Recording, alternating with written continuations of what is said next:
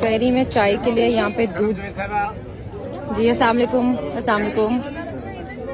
जी फेरी में चाय के लिए यहाँ पे दूध के पैकेट्स दिए जा रहे हैं क्योंकि इन सब लोगों ने रोजा रखना है यहाँ पे, जो खान साहब के लिए यहाँ पे आए हुए हैं।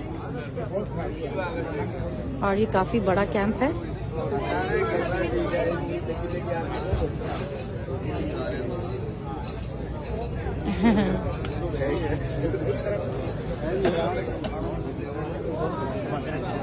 दम से मतलब रमज़ान तो हम समझ रहे थे परसों है, तो माशाल्लाह ज़मान पार्क में जिस तरह ये सिलसिला चल रहा है हमारा कैंपिंग का, तो ये पराठे होंगे हमारे पास, आमलेट होगा, दही होगी, चाय होगी और चने होंगे।